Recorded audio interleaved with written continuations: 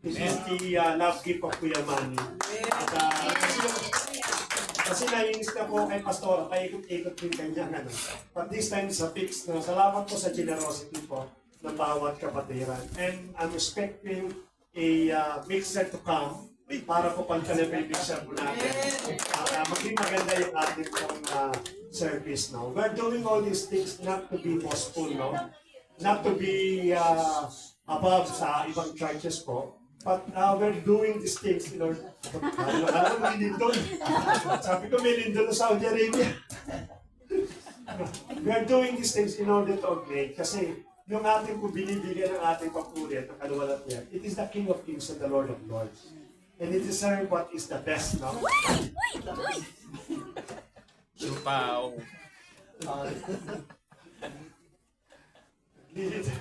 And is deserve what is best. Kaya naman po nagpapasalamat po kay personally kami po mag-asawa for the continuous generosity, continuous of giving and love gifts sa ating pong church. And sana pakinggan na natin kaya sabi niya, Pas, next month po bibili po kami ng ano.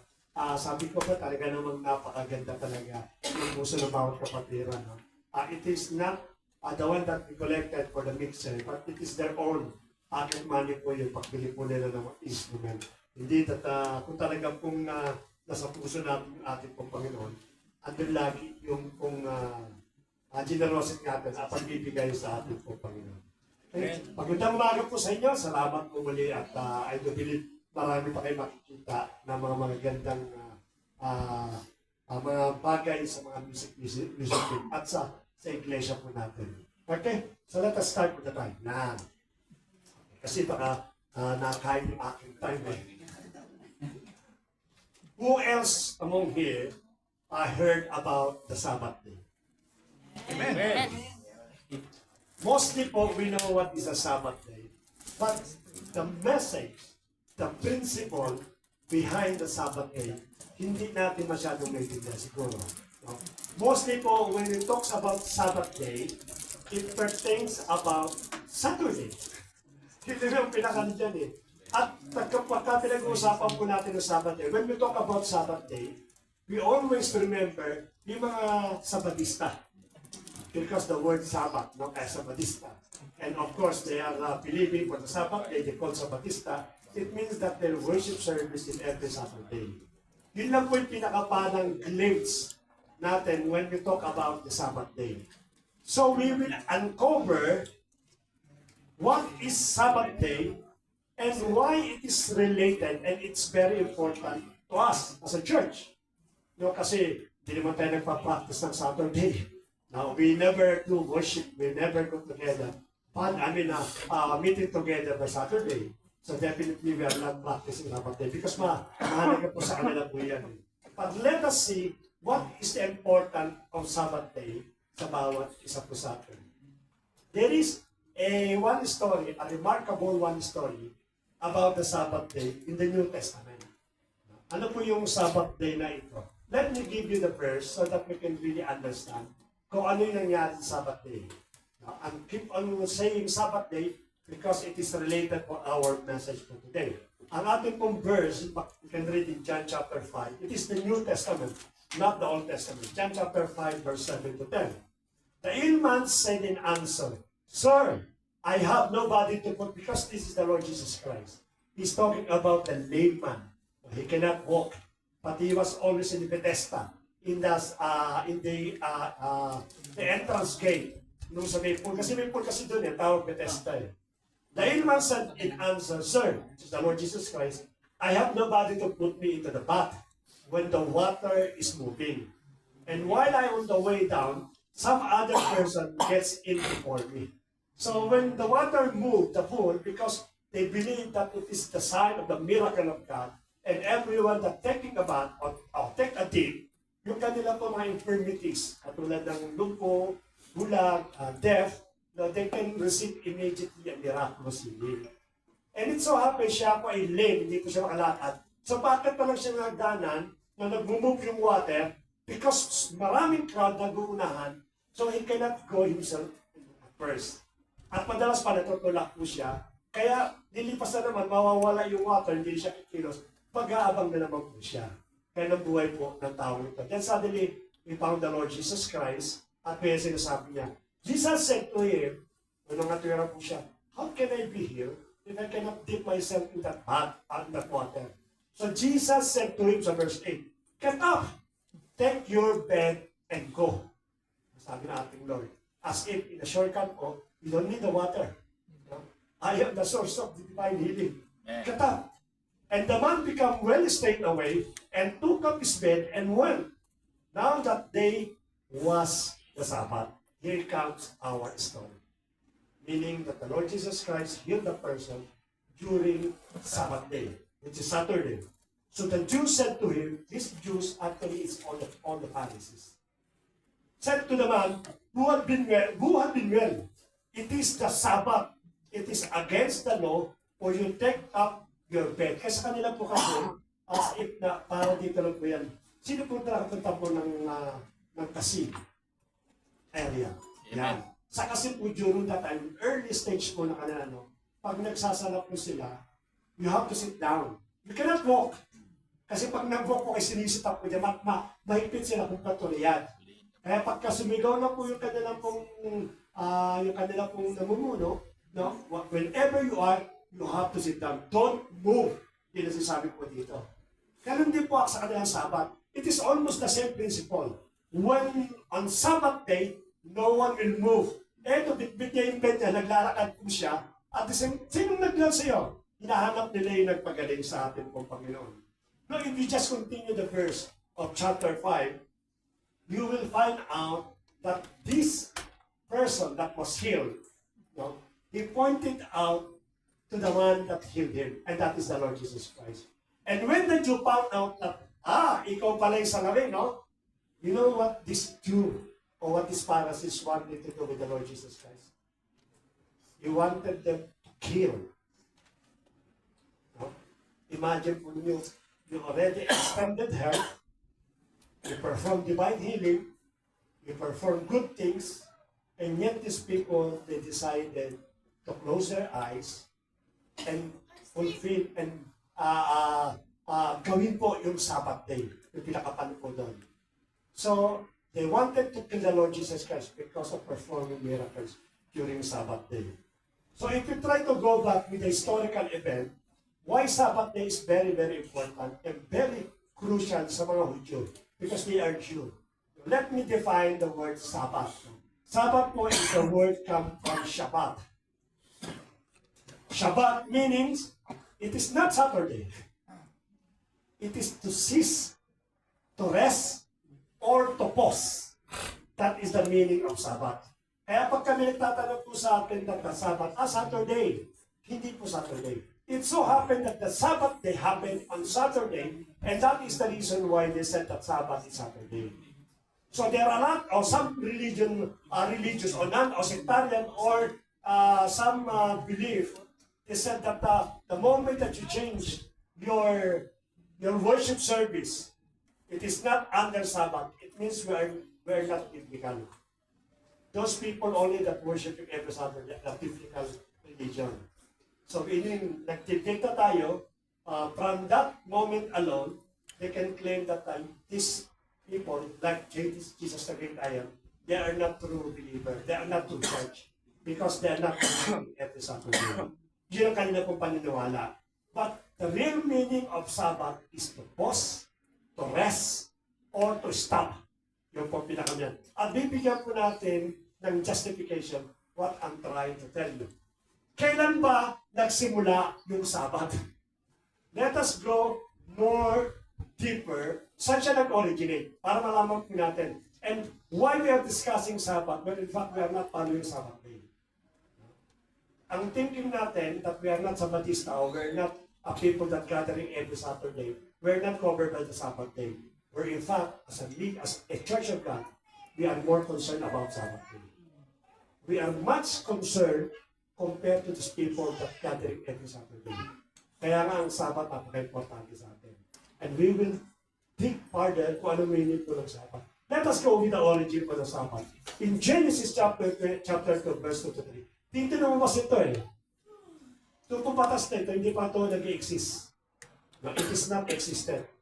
Sabi sa verse 2, and on the seventh day, I do believe you know this, you know the story about this. On the seventh day, God came to end and all of His word. And on the seventh day, He took rest from all the work which He had done. And God gave His blessing to the seventh day and made it holy.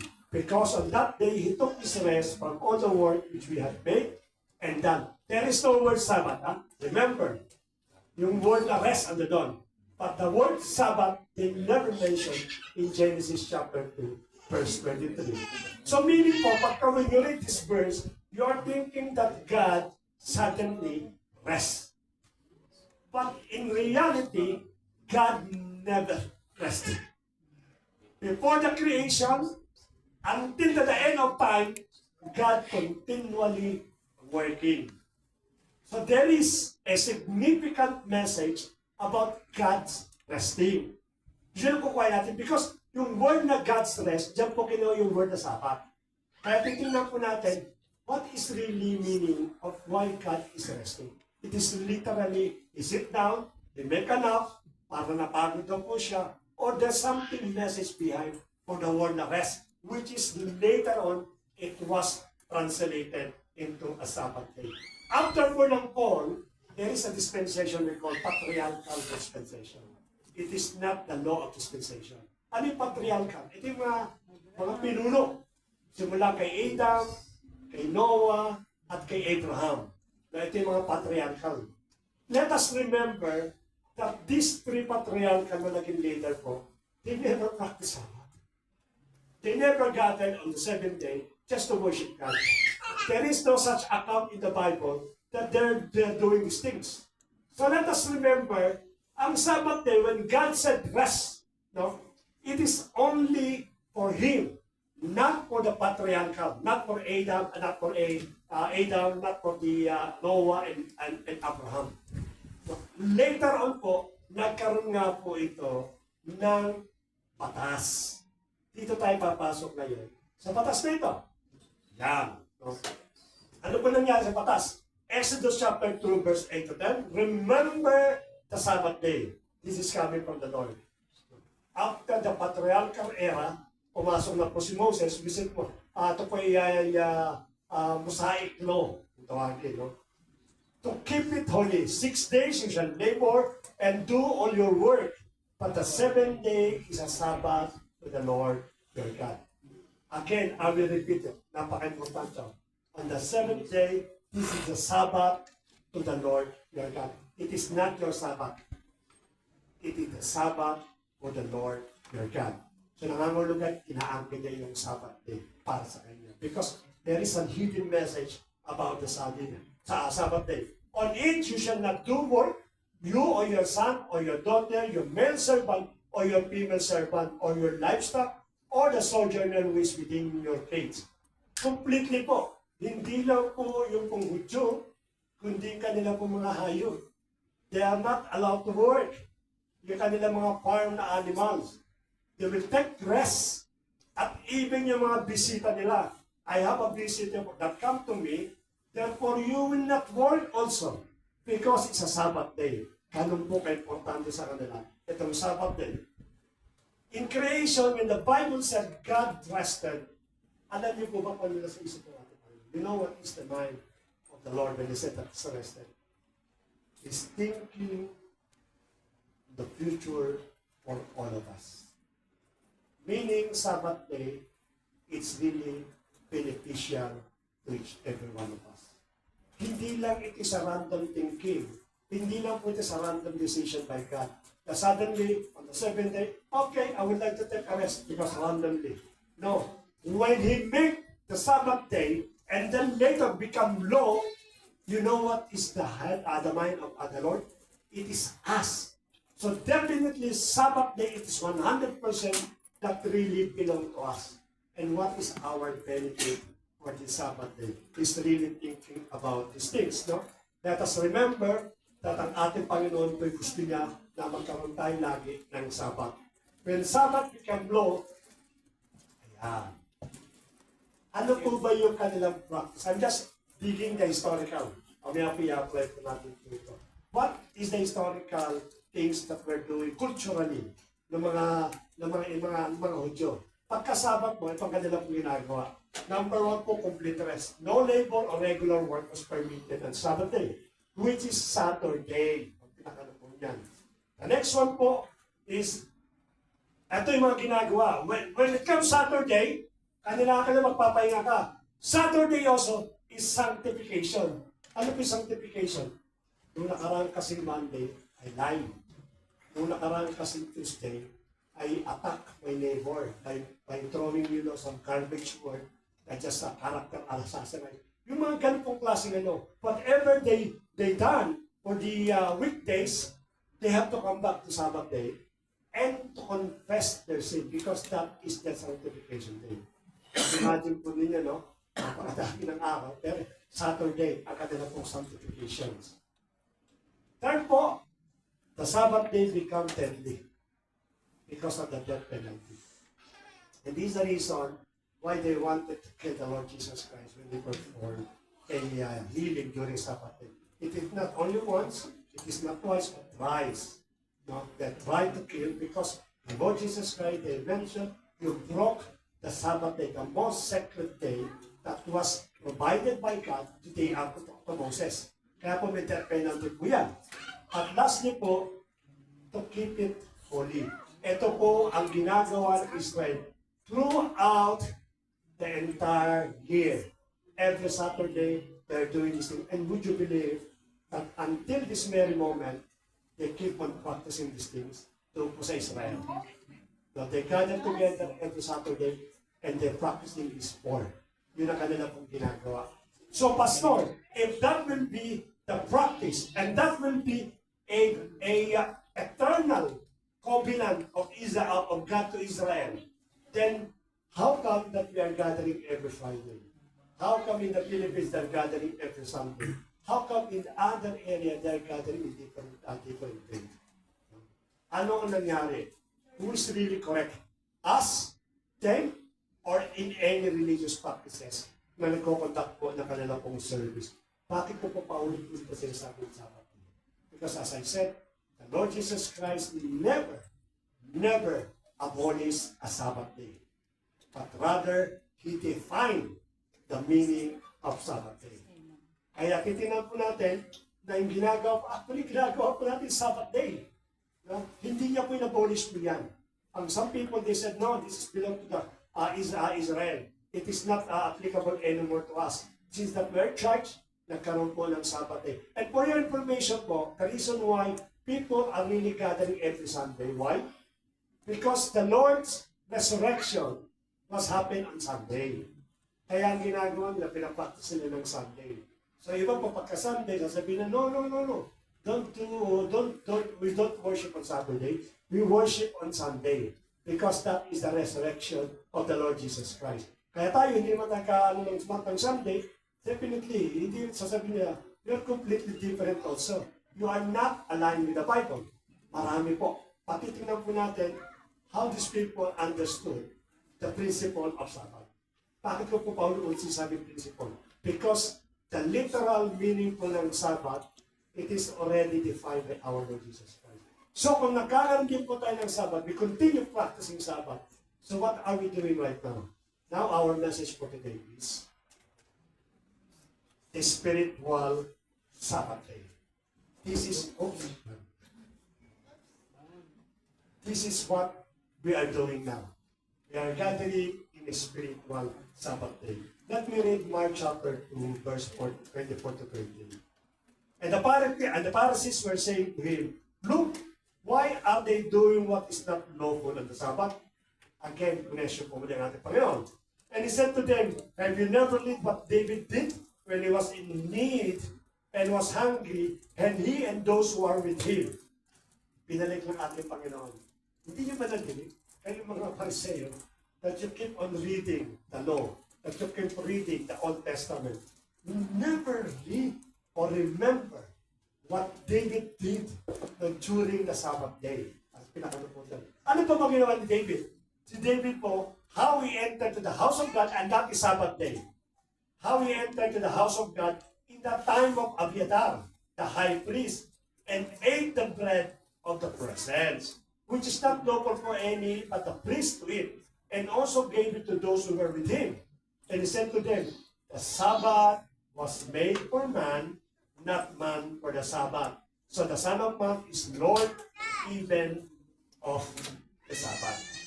It's very clear that I am the author of the Sabbath. And I will tell you what is the meaning of Sabbath day. Because binigyan ng example eh. And right now, the Lord will teach us kung ano ba ang Sabbath day para maintindihan po natin. So that every time that we hear this word, hindi po tayo magkakaroon po ng problema when it comes to people that said that tayo na pinagkitip po ng every Friday. Though there are some religion, they're still practicing Sabbath day.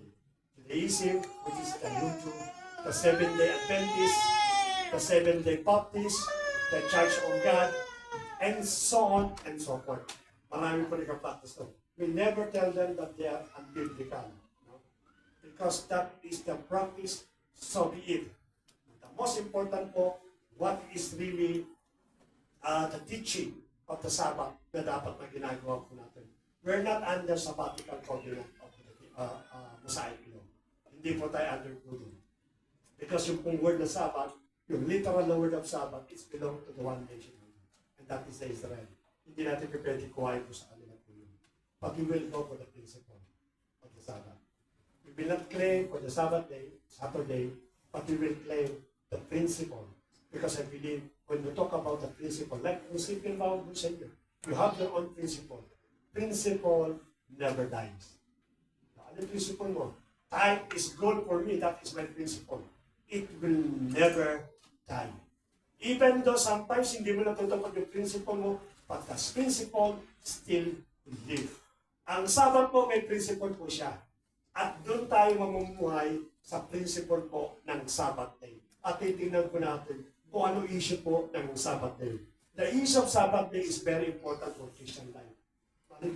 Because it touched our worship, our obedience, our conscience, and our freedom. Therefore, it's very important for us to know what is the principle behind the Sabbath day. Number one principle, that it will live forever. Ano po ba ang Sabbath day? Sabbath day is a personal meeting with God. Kaya pala ang ating Panginoon, nung nagtitik siya ng Sabbath day, He's thinking you.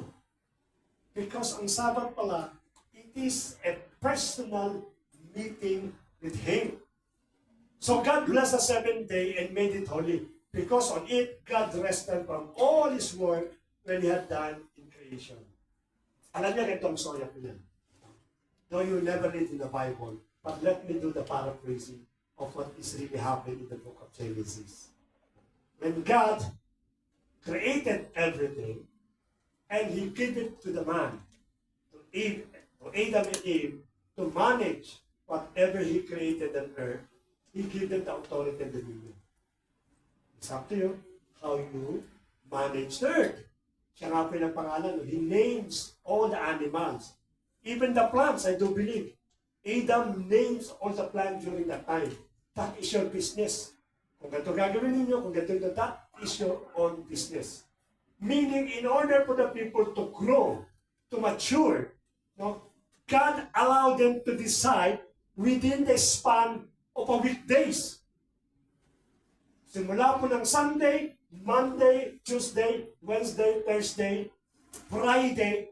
Pero pagdating ng Saturday, God knows that you need to rest. You cannot take all this life and pressure because I know that you need one day for me in order to refresh. Mga naman dito, sino kaya nato OFW. Pagdating natin ng Saturday, some people, they started Saturday. Ito na naman, simula na naman ang trabaho. First day of work pa lang, right? Kasi alam mo may pressure. Alam mo pagod ka. Alam mo mapapagod ka. Alam mo marami kang ma-exhaust ka. Unang araw pa lang yan. Kaya yung pangalawang araw mo, iba na yung lumalabas sa bibig mo. Busy talaga tong OFW, itong point nito. Because of the pressure. Alam niyo po ba, yung aking kasamahan dahil sa trabaho ko namin, intermediate siya. Pag pumasok siya, pagkating po ng mga bandit ko siya, maka-absent yan, hindi niya na kaya continuously yung 6 days. Because of the pressure, because of yung bigat ng gravity ng kanyang trabaho, yung mga decision making niya, God knows these things. And this is the reason, in advance, alam niya sa darating na future, ang tao mapapagod. Therefore, I will create a day for me. So meaning that when God said that I will make a Sabbath day, not because of Him, not because He's concerned about Himself, He's concerned about all of us. Kaya meron kayong day off. That is your rest day. No? Hindi, sabi ng boss ko nag-day. No. If you go back to all the history, when we started to become an employee, meron tayong employer, sino nagsabi sa'yo, isang araw day off ka, even in our constitution, they put these things. How do you know these things? Because of the book of Genesis. That you have to even a one day. Magtrabaho ka ng 7 days without any day off, takot talaga natin ko. Wala po ito aabutin po ninyo. Ay, Pastor, baka naman nakita ko. Oo, maiksi naman ang buhay mo. Imagine po natin, di ba? Marami kang kinita. Maiksi naman ang buhay mo. Ano yung kinita mo? Bakit? Kasi yung machine nga, pinagpapahingi. Ikaw pa kaya? That is the reason why He appointed one time. And I do believe in the book of Genesis, every Saturday, God went down on earth to talk with Adam and Eve. Oh, kamusta na? They're talking friendly. They're talking like a family. Ganun ang ginagawa ng ating Panginoon. That's why He appointed one time in order to sustain yung ating mga kapaguran. Kaya nga po nalulungkot po ako, no? When you miss a day off with the Lord. They're thinking that mas malakas ako. Natulog ako dun, simula Friday, nag-absent ako. Natulog ako ng umaga, nagising na ako ng gabi. Pero may mga tao, when they took a long rest, no pag-gising nila, ano pin nila? Pagod. See? Natulog ka ng more than 12 hours, 16 hours. Pag-gising mo, Pastor, bakit na pagod ako? Kasi nalimutan mo, ibinigay sa iyo ng because that is the true rest. That is your banking. So let us go deeper doon sa ating pong pag-aaral na ito. Para malaman po natin, alam niyo, it become part of law, no? Sinabi po rito sa Leviticus, no? Remember, the Sabbath day, keep it holy. 6 days you shall labor and do all your work. And the rest na sinasabi po natin. What I'm trying to tell you that when God said rested, literally, it is not resting Him. In John chapter 5, verse 17, nakikita po ninyo na meron pong word po doon. Sabi niya, me and my Father, we are working continuously. Nangangahulugan po, the word na rested, it is not completely literal in meaning. But let me more make it personal. Sapagkat ito yung personal meeting with God. But let me make it more personal so that we can understand these things. In Exodus chapter 20, verse 10, it is written, but the 7th day is a Sabbath to the Lord your God. On it you shall not do work, you or your son or your daughter, your male servant or your female servant or your livestock or the sojourner who is within your gate. Which is yung ating pong reference po ito, yung ating reference verse. But let me rephrase. Let me make it personal. Yung sinabi ko in Exodus chapter 2, verse 20%. Papagawin ko lang po yung word na Sabbath and I will replace the word. Gusto ng mga babae yan, personal date. Diba? Pag sinabi nung naliligaw sa kanya, mag-date tayo, sasabihin niya, uy, mag-date kami. Tuwang-tuwa siya. Bakit? Kasi pagka nag-date po tayo ng ating mga nililigawan, natin, even yung husband po natin, alam natin that is our moment alone. Kasi ating husband, yung ating po boyfriend, bis trabaho, hindi natin masolo. But when we talk about personal date, means between me and you alone. And we're talking things that is really beautiful among us. Ito personal date po ito. Kaya pat sabi lang, but the 7th day, it is a personal date ng bawat sa atin. Sino kadate po ninyo? Pagka-Sabbath day? Yan, malinaw. Si Lord po ang atin pong kadate. Every day. Naalala ko pa kayo. Yung iba daw, sisipag magsimba, bakit? Ando si Crush eh. Siya makikita. Kasi pag nakita ko siya, kinikilig talaga ako. Hindi kinikilig kay Lord eh. Let us forget yung mga nakikita. Let us go with our personal day. Amen. Yamang sinabi niyo na it is the Lord. It is your day for today. So, ganito gawin po natin, no? Para masigit natin maintindihan. Pag meron kang day, no? Especially, it is very near to you, very close to you. Ang sabi niya, magkita tayo sa Ritz Carlton ng Thursday. Kasi pagdating po sa Thursday, pag Ritz Carlton, good just night po yan. Talaga puro solid na kami po talaga. No? Thursday, no? Magkita tayo doon sa Ritz Carlton. Sagot ko. No? Yung babae ngayon, siyempre, at natuwa siya, unang-una, of course, yung kadate niya pupunta doon, yung kanyang crush, yung kanyang love, o yung kanyang pong na talagang Eva Tires, no? Of course, pangalawa yung ambience, andin yung ganda ng hotel, Ritz Carlton yan eh. Pangatlo, of course, yung food, no? Pangapat, of course, alam natin na may maglilito sa kanya. Hindi mo siya, siyempre, laki magbabayad siya, nagbabayad magbayad. So, tuwag-tuwa po yung girl. So, in return po, ang ginawa po ng babae, nagbihis siya ng kapes na pagbihis. Sapagkat gusto niyang somehow, pumasok yung kanyang boyfriend, nililigawan niya, somehow, pambawi ba? Naku, yung dalawa itong kadate ko dito. So, naupo ko ngayon sa magandang ambience. Kasi namili ka, nauna ka eh. Namimili ka, ano ba maganda dito? Para pagpasok ng akin. Nakikita ka agad. So, umupo po sa isang romantic place na kung saan halos solo po nila at doon po siya nangarap. Pagdating niya, ganito. Lumagpas po yung 15 minutes, hindi dumarating yung boy. Ay, traffic! Traffic lang yan. Kasi Thursday, umuwian yan eh. Kaya traffic po yan. Lumagpas yan yung panibagong 30 minutes na, wala pa yung boy, marami ka nang iniisip. Palagay ganito na yun. Dumating na isang oras, hindi pang dumarating yung lalaki. After 2 hours, nag-text sa'yo, sorry, hindi ako makakapunta dyan. What do you feel? Then suddenly, hindi. Gutom.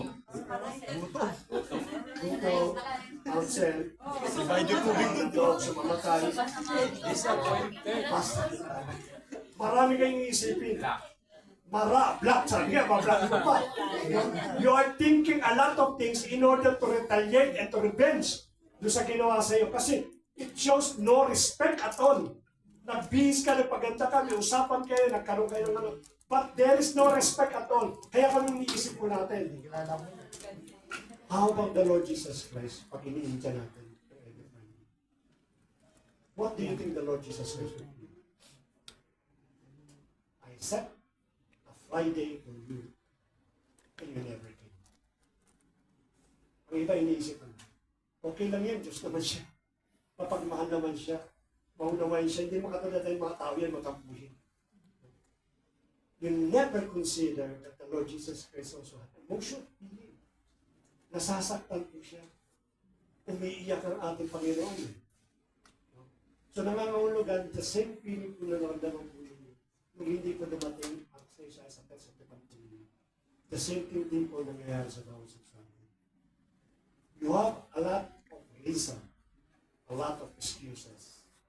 But do you think, you, like you will understand the person, yung lalaki, pag nagpaliwanag siya? Sarado lang po isipan po ninyo. We'll never listen. See? Pastor kagad, no? Hindi mo na inalam kung yung reason bakit siya makapunta. But the Lord is keep on doing you a second chance. Actually, hindi lang po second chance. He's always waiting for you every Friday. Matyaga ang ating Panginoon. Paulit-ulit mo man siya masaktan, paulit-ulit siyang aasa na one day, ating ka sa araw na ito. Hindi natin na sa puso niya. We don't realize how painful sa ating Panginoon every time that we don't see you every Friday. Alam niyo masaklat pa minsan? Something personal happen. Nagkaroon ka ng trouble sa kapatiran mo. Inindihan mo ang ating Lord. Sabihin ng Lord sa'yo, anong kinalaman ko sa pagkaaway niyo mga kapatid? Bakit ako'y dadamay? It is me you are meeting in this place. Why your emotion is so important for you rather than my relationship to you? You see, all these things in natin na-realize during the Sabbath is how important with the Lord. We took granted itong araw po ng Sabbath, araw po ng Friday. Every time that the Lord never see us in every Friday, the more na nasasaktan po natin siya. Alam niyo, when you talk about to your, not to your wife, to your children, tulad ko, bila ako ama, no one can hurt my children. I will fight to the last kung sino man makakapalakit sa kanila. And sometimes, sabi nga ni Pastora, wag na mangyari sa mga anak ko ito, imanan lili ko siya, susugurin ko po yan. That's the heart of the mother. No? Yun yung kanyang concern, mahal na mahal niya. No? Ang sabi nga natin, yung atin ng asawa talagang gusto natin ibigay yung the best na pagmamahal po natin. But isingit tayo rin yung nananakit sa mga mahal sa buhay. Isingit, it is us na nagbibigay ng pain sa ating Panginoon sa Kristo. And every time that you ask about your relationship, Lord, mahal na mahal kita. Hindi kita iiwan, hindi kita sasaktan. But how many times na hindi mo siya namit ng everything? That is very painful sa ating Panginoon. Minsan hindi natin na-realize siya. We need only to remind each every one of us kung paano natin siya nasasaktan. If you miss him in meeting on Friday, then you're inviting a bad things in your life. Because it is only the Lord Jesus Christ can protect you. Sabi nga doon sa Eagle Wings, no? As long as the chick is under the wings of a mother eagle, no one, no even any animal dare to hurt his children. Because under sa her children, because nandun po sa protection po ng ating po Panginoon. Napakahalaga po yan sa bawat isa po sa atin. God promised who dwells, ano po sabi po niya sa dwells sa ating po Panginoon? Ang sabi po niya, He who dwells in the shelter of the Most High will abide in the shadow of the Almighty. I will say to the Lord, my refuge, my fortress, my God, in whom I trust. For he will deliver you from the snare of the fowler and from the deadly pestilence. He will cover you with his pinions, and under his wings you will find refuge. His faithfulness is a shield and a buckler. Every time that you go into his presence, ito po ang nangyayari sa bawat sa puso natin. I have actually a short exhortation regarding sa prayer meeting. Alam niyo, sa mundo daw po natin na ito. Kung rilagyan natin ng illustration, para daw tayong mga kuting. When we are outside the presence of God, para daw tayong kuting. Every trials, every persecution, problems, every crisis na bawat buhay natin, the enemy will continue shooting his arrow. Kasi pinipressure ka po niya eh. Kung titignan natin yung illustration, yung pong pusa, ang tingin ng demon sa kanya is kuting. Especially those people that is really not dwelling in the presence of the Lord. Kasi ito binabanggit po natin eh. So, ang gagawin lang po natin, yung illustration na nakita ko po, yung pong kuting, na halos pang niyak-niyak niya, dahil siya'y kinakawala lagi, he went inside to the temple of God. Because that is the refuge of that small, or that kitten. Nung pumasok po ito sa temple of God, yung pong David, he keep on waiting. Yung kanyang arrow nakatutok agad sa pinto. The moment that he went outside, I will shoot my arrow of problems, trials, persecution, worries, etc. a lot of arrows ay nakatutong po doon. Inaabangan yung kuting. And here comes the kuting na galing po sa loob ng temple ng ating Panginoon. You know kung sino lumabas? Ha? Lion ang lumabas. They suddenly realized, oh, this is not a kuting anymore. This is the lion that ready to devour you. Ready to trample the enemy. Ang ginawa ng demonyo, immediately he ran away for that animal. You see what is really happening when you're inside to the temple of God. He is not only protecting you, but you are giving the opportunity to become the lion. At pagkalayo po tayo, definitely wala ko sa pwede sa atin. What is the second principle aside for personal living? Yeah, it is a reminder that we are not slave anymore. Amen. Tayo daw po hindi na slave anymore. Kasi binanggit sa Deuteronomy, ito sabi po about the Sabbath day. Remember that you were slave in the land of Egypt, but the Lord your God brought you out from there with a great power and show of force. Therefore, the Lord your God has commanded you to observe Sabbath day. Why? Because Sabbath day will always remember, will always go back sa iyong memory that I am the one who freed you from Egypt. So maaaring masabi sa atin, Pastor, this is a literally captives. Hindi naman tayo na captives. We are not slave. We are not captives. We are not in prison. Now, how could this verse be applied to us? Ito po sabi po sa verse na ito. John 8:32 to 34. And you will know the truth, and the truth will set you free. They answered him, we are offspring of Abraham, mayabang. Offspring kami ni Abraham. We are free man. We are privileged, highly privileged kami. We are rich because we came from the lipi ni Abraham and have never been enslaved. Hindi kami na-slave. Kami ay free man. Mapagsabi mo yung tarbayan. To anyone, how is that you say you will become free? Free, sabi lang po doon. So verse 34 is very clear.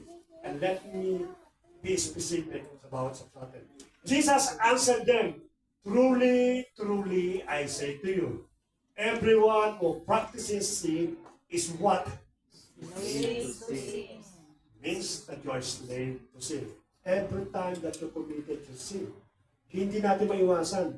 Pastor, ang hirap kasi iwasan. Why? Because you are slave to sin. And every time that you are not coming in every Friday, you are declaring, Pastor, I am slave of my katamaran. I am slave of my antukin. I am slave of like this. Ito lagi yung reason natin eh. Hindi ka mapalaya ng Lord because you are not declaring that you are a free person. Katulad tayo ng mga Hudyo nung araw nung lumabas. Nung lumabas sila ng boundary po ng Egypt, they are very joyful. They are singing, to be honest. Singing because they are free at last. For 40 years of slavery, they become free. Kaya yung naranasan nilang freedom, andun po yun. But every time they facing problem, they facing trials, they facing danger, ano lagi sinasabi po nila? Ang gusto na yung ulit slave, doon kami, balik kami doon. Di ba ganyan ang ginagawa natin? Every time that they're facing problem, Lord, I am slave. You cannot do anything. We want to go back sa pinakalan. And in fact, to be honest, we are trying to solve our own problems, which you cannot solve it. Ano po tayo? Pinalaya tayo ng Lord eh. Let us not go back sa pagiging bondage po natin. We are free indeed, ang sabi po doon. In every decision we make, don't depend on the emergency. Huwag tayo mag-depend po sa emergency sapagkat pag nag-depend ka sa emergency, it is the wrong result po yan. Always include ka sa ating pong mga decisions. Psalms 56, ang sabi po dito. My enemies trample on me all day long, for many attacks me proudly. When I am afraid, I put my trust in you. In God whose word I praise. In God I trust. I shall not be afraid. What can flesh do to me? Pero sinasabi po doon, kung tayo daw po ay magtitiwala sa ating Panginoon, kung tayo daw po aangkinin natin ang buong buo at we are a free man, therefore you are free indeed. Marami po tayo rito mga bandages. Hindi ko na po i-itemize. Kayo po nakakalaw. For so many times, you are trying to defend, you are trying to justify your shortcomings. Kapag pastor, kasi ganito ako eh. That's not true. Meaning you are still slave.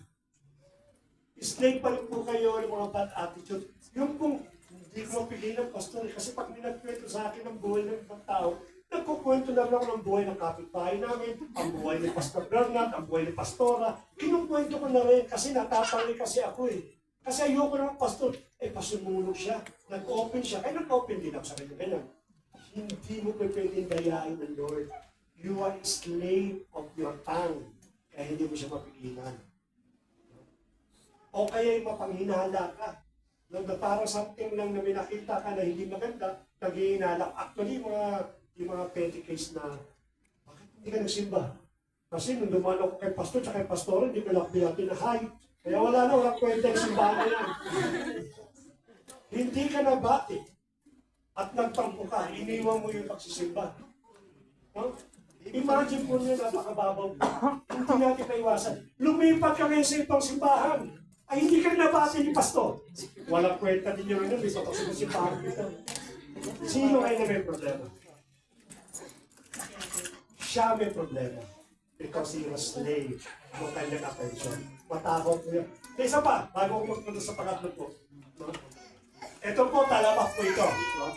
I hope na hindi po tayo ma-slave ng ganito po. Nag-post ka sa gabi. Ang ganda ng post mo. Katulad ng akin lang, magpapagalitan. Ito ba maganda ba ito? Ito ba, hindi ito. Itong shot na ito, mamimili ka. No? Pag sinabi, eto anak maganda ito, ipopost sa gabi yan. No? Kinabukasan na naabangan yan. Likes. Comments. No? Pag nakakita ng tatlo, pang pira, 5 kaibigan ko, tatawagin, Hoy, bakit di ka nag-likes? Hindi na kita friends. Yun ang buhay ko ngayon. Therefore, you're a slave ng ganong klase mo. Perfect, sabi po dito, it is a reminder to all of us kung bakit po tayo nagpupunta ng Friday. I came here right now to declare to each and every one of you, I am a free man. Sapagkat yun ang symbol po na maka-akin ng Sabbath day. To declare that I am a free man. Pastor, nagkakasala. Yes, but I'm still declaring I am a free man. Because the Lord of God's word, He will never terminately will lies. Kung sinabi ng ating Panginoon na ako daw po'y malaya, means ako daw po'y malaya. Pangatlo po, kapag ko konti na aking oras.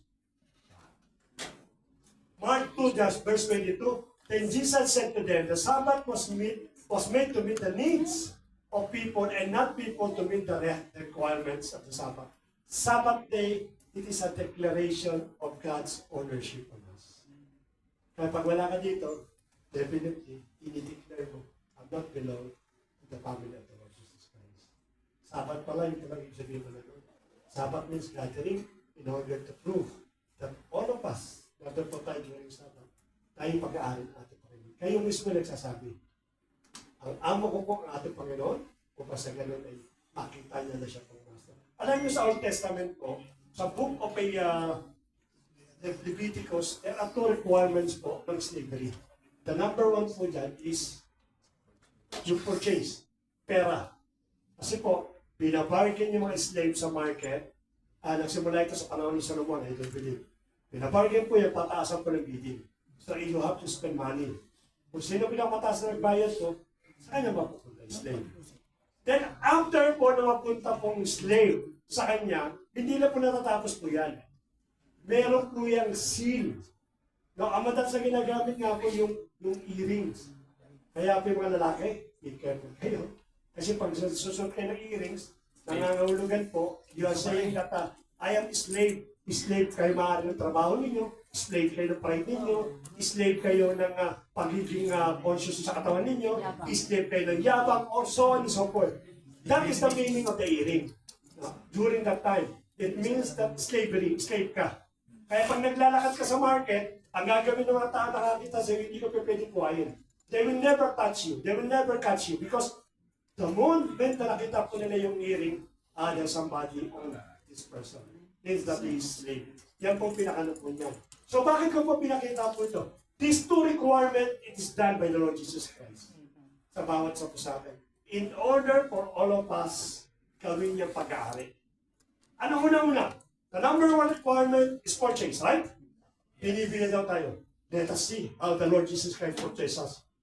1 Corinthians 6:20, you were bought with a price. Anong price mo pinabili sa inyo? Yan. It's life, it's blood. No? Hindi lang simple money, hindi lang simple talent. Yung talent, direct isa sa ating kagabi. Nanda para mo lang talent. No? Hindi lang talent. Ang sabi doon nga po nila, 20 years mo paghihirapan yan. Still, you can still buy. You can still manage to return. And within 20 years, yung pinahit sa'yo. Pero yung buhay ng ating Panginoon is priceless. Yun ang ipinagbayad ko niya. He paid us, He bought us by His life. Yun ang ginamit mo niya. So nangangulugan po, the first requirement already met. We have purchased. What is the second requirement? Is the sealing. Paano po tayo sealing ng ating Panginoon? Yun! And it is good, and it is God who established us with you in Christ and has anointed us, and who has also put His seal on us and given us His Spirit in our heart as a guarantee. Meaning that you don't have only the Lord Jesus Christ as the one who purchased you. You have also the second, the third persona in Trinity, which is the Holy Spirit. And that is your seal. And that is your guarantee that indeed that we own by the Lord Jesus Christ. That is really very, very clear when we talk, pag sinabi natin ng Sabbath day. Kaya pag sinabi po natin na tayo po yung Sabbath day, ang nangangulugan dapat andito po tayo. Let me give you this word, no? To refresh sa bawat. I do believe makaka-relate po kayo. Yeah. Recognize this our busy, emergency, in needs, tired, or in pain. It sounds something familiar. Amen. Offended. Saan mo nadadagdag ito? Invitation. Ini-invite. Yan ang alam ni Bal sa Kristiyanto. That's a common to us. Busy ako eh. Kasi I'm in pain. Hindi ko kaya umarap sa mga kapatiran. I'm tired of work in the evening shift. So I just came in the morning, so I'm tired. Emergency kasi. Ang pinaka natin, emergency. Ito yung kind of excuses in order to skip the Sabbath day. And it is very famous sa bawat isa po sa atin. Alam nyo, every time that we are using these things, it is the same paraphrase that saying, Lord, Jesus, you are not my master anymore. You are not my Lord. I am now the Lord of my life. I want to direct. I want to do something that I want, not you. Though, hindi natin verbal sinasabi ko yan. But it manifests every time na hindi po tayo nakaka-attend at every Friday. Let us remember, it is not you na hindi po ang pag-aari po natin. In every decision that we have to always go back sa ating pong master. Ang servant po, he cannot decide by his own. Ang servant po, he cannot possess anything at all.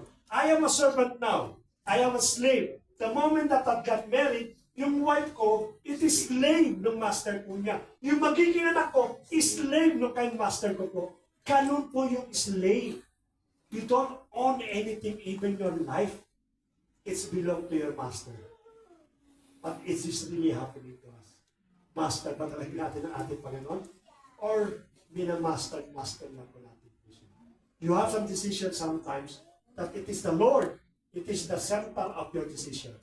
But when it comes to the critical, when it comes to the emergency, when it comes to in urgent actions, ano mo ginagawa po natin in our life? Bagamat din natin sinasabi, you just put your hands inside your heart, you remove the Lord Jesus Christ in the center, and you go back again to your life. Tabi ka muna, Lord. Hindi mo kaya yan. Ako muna ang mag-design. Kasi kinakailangan ko yan. Tomorrow, I need my money. Alis ka muna dyan. Sisip muna. Tatawagin ka kayo. You don't trust God. Nawawala yung ownership natin. Alam niyo po sa panahon po nung yung panahon po ng mga sa British, pagka pong slave, gumawa ng sarili ang decision, alam niyo paano sa kanila? Nilalagay niyo sa kingubulong tubig ang umulog nila.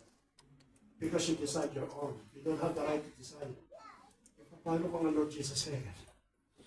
Sabi, nag-decide ka, tomorrow, bibigyan kita ng 30 seconds sa walang break. Hindi ka makahingan ng 30 seconds? Para ma-remember mo. Paano ma-remember mo?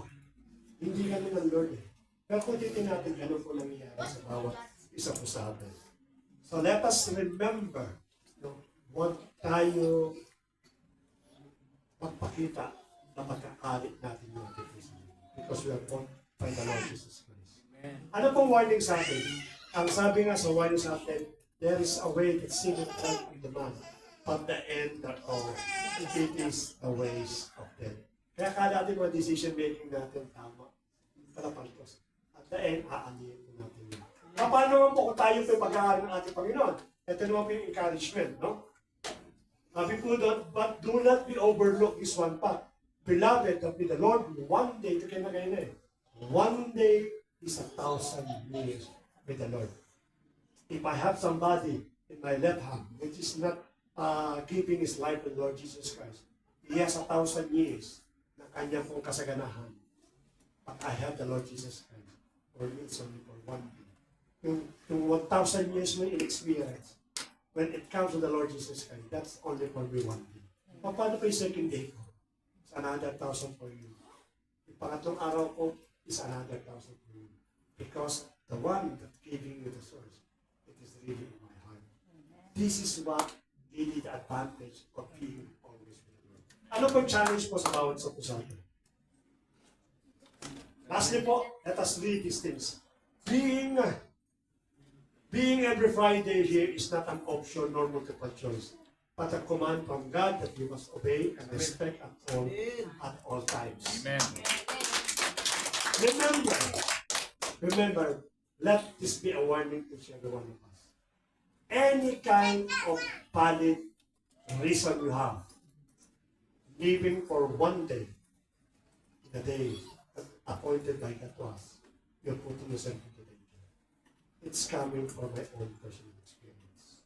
I already told these things and I will tell you again that only skipping for one Sunday na sa Pilipinas po, I'm thinking that it will not harm at all. Anyway, I've been serious and I've been regularly attending every Sunday. I am a minister of the Lord Jesus Christ. I am a worker of the Lord Jesus Christ. One Sunday lang, Lord, skip lang ako. Then I'll go back again. Never ko nang gagawin ulit mag-skip. And that one skip, and that one Sunday that I never did the Lord Jesus Christ, that's the time of my downfall. I backslide, I become a worse person. I even, trying to throw a bad word sa aking mga pastor. I keep on lying. I keep on insulting these mga born-again Christian. I am a born-again Christian. But during that time, I'm insulting all the born-again Christians. I'm insulting the Church of God. Just one Sunday skip. One Sunday skip. And that is completely my downfall. Kaya let us remember, napakalaga po ng Friday sa bawat sa atin. Whenever that you face, that you attempt to live, not to attend every Friday, always think, what will be the consequences of this simple thing that I'm thinking simple things sa bawat isa po sa atin. Let me give you this final verse. Psalm 27 verse 4, one thing have I asked of the Lord, that will I seek after, that I may dwell in the house of the Lord all the days of my life. Again, ulitin ko, it is David who said this thing, that I may dwell in the house of the Lord all the days of my life, to gaze upon the beauty of the Lord and to inquire in His temple. I hope that will be also the desires of our heart right now. But one thing for sure that I might desire, to always dwell in the temple of the house of God. Sapagkat alam ni David kung gaano importante po yung presence ng Lord sa bawat sa puso. Friday worship service, it is not something like a regular schedule sa bawat sa puso. Kung ulitin po namin, Friday worship service, it is your personal date with the Lord. It is an appointed time. It is between you and your date and with our God. Kaya again, when some temptation comes, always think it is not the church that you're attending will be loose or may magkakaroon na ng apekto. It is not the pastor, but it is the Lord Himself. Raise your day in every Friday. Let us all stand up. Hallelujah. Glory and honor be to you. Hallelujah. Lord, thank you so much for opening our mind for today. But indeed, a Friday is our personality. A personality for you. It is not an option. It is not a matter of choice. But it's an appointed to each every one of us to be always with you in every Friday. Lord, we never realize na yung palang Friday, it is really beneficial for us. We are thinking, Panginoon, that you provided the Sabbath day because you wanted to take rest. Hindi pala ganun, Lord. Even the day of the Sabbath is still us you have been thinking. You want us to completely rest. The rest that the Word did not give. Yes, indeed, maybe physical rest we can experience. But the soul and the mind cannot be rest by only trusting on the things that being in our house. Lord, from now on, I realize the importance of the Sabbath day. It is not the day itself. It is not the time itself, but the appointed time na binigay mo sa bawat sa amin. That indeed, a day in a week should be given to you. And that is belong to you, Lord. Does not belong to me. Because you are the one who scheduled these things. Help us to follow these things, Lord. We have some reason. We have some tiredness. We have some excuses that might be used by the enemy. But we pray and we continue trusting everything, Lord. Kasi sa mga darating na Friday, andun lagi yung presence ko. Because it's only on Friday when I meet you, Lord. That is the complete meaning for the rest sa bawat isa po sa atin. Continue talking to us and leading us, O Lord. Giving us, Panginoon, the opportunity not only to experience your presence, but even, Panginoon, to refresh from the long week of work, the tiredness of office job, and even yung mga pressure ng mga pinagagawa sa amin. At ito'y magkaroon po ng kaisahan sa magitan po ng pagpunta po namin ng every Friday. Help us to continue to grow, O Lord. And may your word be always our guidance sa what we do. Salamat po muli, Panginoon, sa pagkakataon pa rin ka na pinagkalog sa akin to clear these things, O Lord. Indeed, even myself, I do understand that Sabbath is not a matter of date and a matter of day, but it's a matter of a commitment to you, Lord. Help me always to be in your temple. Not only every Friday, but even, Panginoon, in even regular day. Kayo po lagi makasama po namin, kayo po lagi makausap po namin. And we wanted to follow, Father God, whatever the principle behind of what we learned today about the Sabbath day. Father God, strengthen each every one of us. And whatever, Father God, the desires of our brethren sa oras po nito, Lord, kuling, Panginoon, tinataas ko sa iyo ang lahat po ng bagay nito. Salamat muli, Panginoon, for continually revealing yourself to us and giving us, Panginoon, the opportunity to worship you in the Spirit and truth and to grow more and mature sa nakitan po ng mga bagay na aming pag-aaral para sa iyo. Indeed, the Lord, You are worthy to worship and adore in all our life. Kaya ng Panginoon sa oras na ito, will continually, Panginoon, be with you and honor you, sa lahat ng mga bagay nito. To you we bring back the glory, the praise and adoration in Jesus' mighty name. Amen. Tayo po sa tayo po para bago ko muna po at tatay tinatapon ko sa ating mga worship.